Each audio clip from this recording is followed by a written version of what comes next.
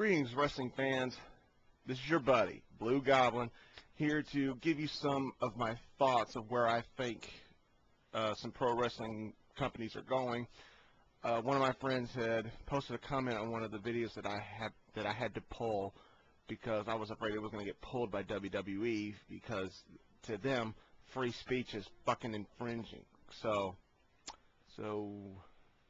I don't really give a shit what WWE thinks about this video. Free speech, I'll say it again, is not infringing. I mean, I don't care how old this question sounds. When the fuck did free speech become infringing? I gotta know. When did that happen? Honestly.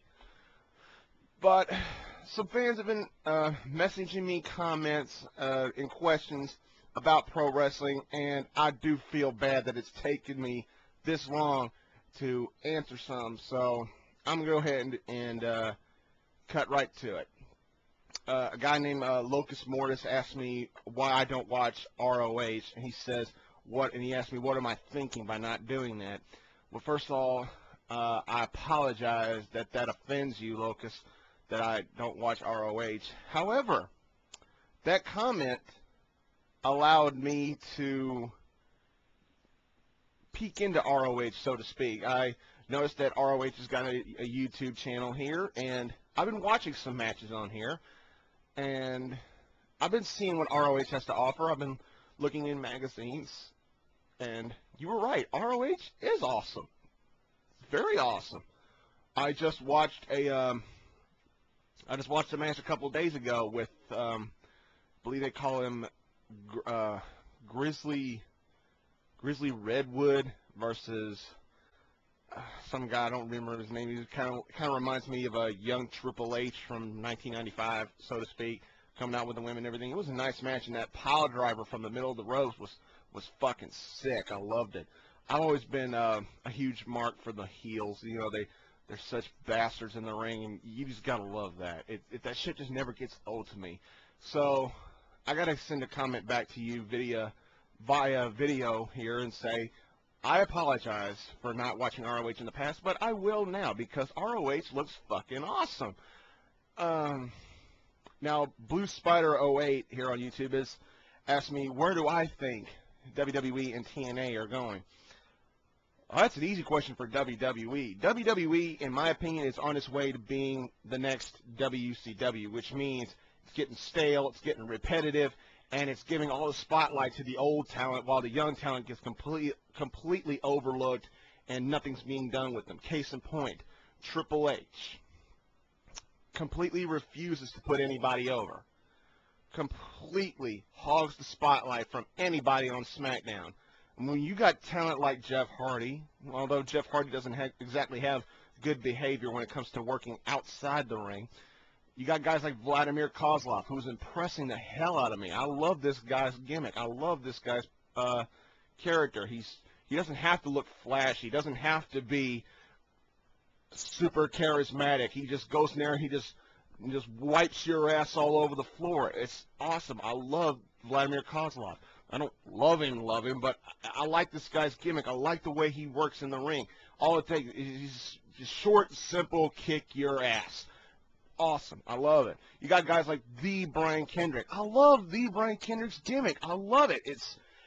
I remember JR or Taz saying that he was reminiscent of a Attitude Era Shawn Michaels. And you know what? He kind of is, but then again, he kind of isn't. It's kind of like he's trying to create his own image, his own character. And I got to say, naming his finishing move after himself is kind of fucking lame. I'm sorry.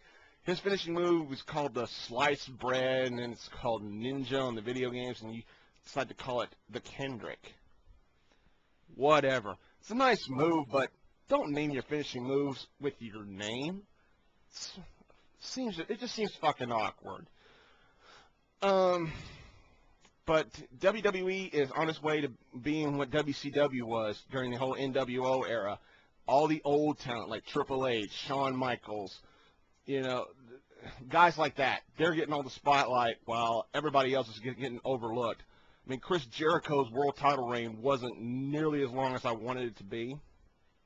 CM Punk's title reign was fucking ridiculous. I marked out like crazy when he got the belt from Edge.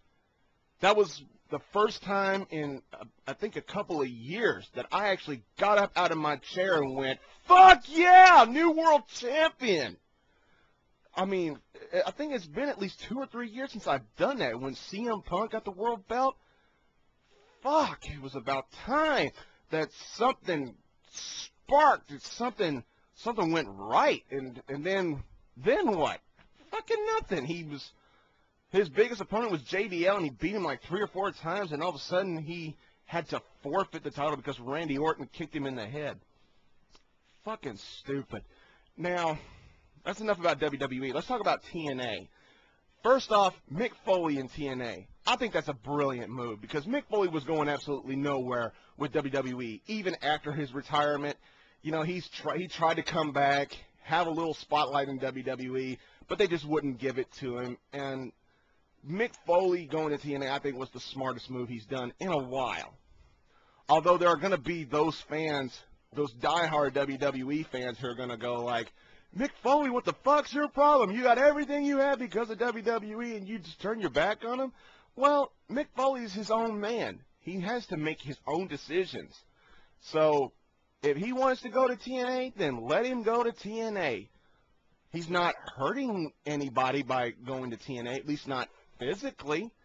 I mean, and then he announces that he's an executive shareholder with TNA. I like to see where they're going with this. It's not a bad concept. Now, let's talk about a bad concept. Even though it looks good, the Legends Championship held by Booker T.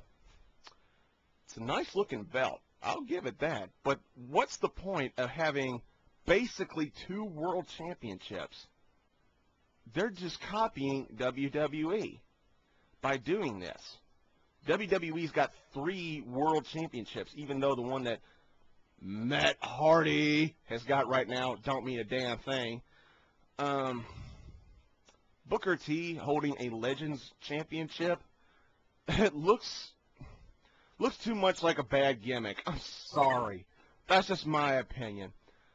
Although I will say this for Booker T, he is a legend in the business, and Booker T is a guy that I followed for a long time, even back when he was with Harlem, when he was in Harlem Heat. This guy truly did bust his ass in WCW, and the run that he had in WCW as world champion was phenomenal. When he went to WWE, it was an awesome run. I didn't 100% like the King Booker gimmick, but it got him success, and I respect that. Now, his gimmick in TNA is kind of similar to King Booker, but he's doing the whole Booker T thing again.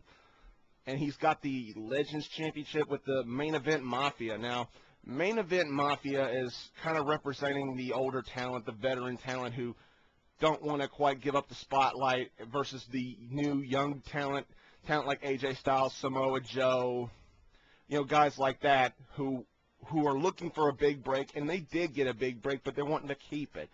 This is an interesting gimmick. It's not at all original. It's been done before and before and before and before. But now that TNA is doing it, let's see how they do with it. I'm actually looking forward to it. And I'll try to start doing some TNA reviews. Just wish me luck on that. Before I go, I want to say once again, I'm sorry that it took me so long to answer some of these questions. And post these thoughts because I'm sick and tired of having my videos pulled because I'm not allowed to talk about pro wrestling according to WWE. So I don't care. If this video gets pulled, then I don't know what I'm going to do. But I appreciate you watching this, and hopefully my pro wrestling reviews are not 100% dead. So that's it for now. So until my next video, later.